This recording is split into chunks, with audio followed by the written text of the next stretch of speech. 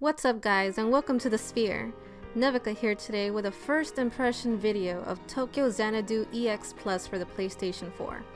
Alright, so on this channel we read the summary on the box art and see if my first impression correlates with the summary so far. The box states, when high school student Ko Tokisaka encounters the nightmare realm known as the Eclipse, his world is forever changed. Reality distorts as monsters threaten the safety of Morimiya City. Ko must transform his soul into a powerful weapon to defeat the vile Eclipse once and for all. Okay, so right off the bat, I got a Persona vibe from the summary, which is most definitely not a bad thing. I just started chapter 2, and I already have a pretty good impression of what the game is going to be like. As far as graphics go, I believe they're great. Others might say that the graphics fall flat or underwhelming due to the fact that it's a PS4 game and therefore they should have taken advantage of it, but I, for one, enjoy the simplicity of the graphics. They go hand in hand with other Falcom titles such as Trails of Cold Steel. I've never had a problem with anime looking graphics since I enjoy watching anime myself, which reminds me that so far it feels like I'm watching an interactive anime. I'm making it seem like if they're super simple graphics like from Grandia or something, but no. The character designs, although high school students, they each still stand out. The monsters are detailed and varied. The school looks like any typical school, and the dungeons so far might seem like they are simple but yet effective for the gameplay, which leads me to gameplay and controls. I'll be honest guys, I'm a turn-based kind of fan, which is why I love the first two Trails of Cold Steel Falcom games. But so far, the action RPG mechanics of this game have intrigued me to continue playing. The dungeons are simple and spacious because you don't have much time to look around when there are 5-6 enemies coming at you at once with projectiles or full body slams or some such. I thought at first that I was just going to be spamming X over and over, but you actually have to utilize all the buttons. I found myself constantly dodging and jumping and switching between characters to defeat simple enemies, let alone bosses. I even enjoyed just breaking boxes and chests to collect random loot and hope there's some HP orbs in them since I got some heavy damage from the previous battle. Not to mention the very familiar rock, paper, scissors kind of gameplay they've incorporated that makes the game more entertaining and make sure that every character is useful and accounted for. The music I've encountered as of now hasn't been too memorable. They're decent tunes that don't hurt my ears at least, but they haven't been as good as Trails of Cold Steel. The sound quality is good.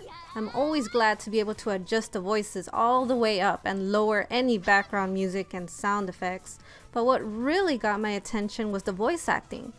Granted, there is no English dub for this game, but the Japanese voice actors did a fantastic job. I'm trying to learn Japanese myself, so learning from the game has helped plenty. Of course, that's if it's being translated properly. But the voice acting really brings the characters to life and makes them more relatable. Even when the characters are just in class answering questions, the dialogue makes it feel as though I was sitting in class with them laughing at their jokes or shaking my head from their silliness. It's a JRPG through and through in that sense. Since I am only up to chapter 2, I can't say too much about the story yet. So far, I only know that some high school kids are involved with this other world that sometimes cracks through reality and are called Eclipse. The main protagonist has no idea what's going on while his female classmate with a soul device is involved in this whole thing trying to get rid of these cracks. It is so far a stereotypical kind of story with high school students, other worlds, portals and whatnot. I've seen it before, yes, but it doesn't mean that it's going to be the exact same experience as other games I've played with this kind of storyline too. The group of people I have met so far are their own story in this typical plotline. The characters themselves are what drive me to see how they are going to handle this situation, unlike other groups of people I've played as, and I'm very anxious to find out. Like Trails of Cold Steel on Persona, there are side quests to fulfill as a student as well as working part-time jobs to get money. So pretty much the same mechanics, but under a different point of view, which I'm all for. Overall, I'm enjoying the Tokyo Xanadu EX Plus experience as of right now. I find myself wondering what's going to trigger the next red crack in reality, and what are these soul devices about the story? And I think to myself, how can I get a S rank in the next dungeon? And what characters will be this certain element next? About the gameplay. The fact that I'm not falling asleep talking to random NPCs makes me happy to get to know these characters. Even just receiving a voice message from my close friends makes me giddy to see what the heck they want. Currently, the box does so far summarize my current experience. But this is just my first impression, and I still have a good long way to go before I can give my absolute final thoughts on this game and see if I'd recommend it or not. As soon as I finish the game, I will give a full review to see if my first impression held up until the end or not. Until then, thanks so much for watching, guys. If you like this video, go ahead and please give it a like and let me know your thoughts on what your first impression of Tokyo Xanadu EX Plus was. Don't forget to subscribe to this channel for more reviews of all old and new. Janet!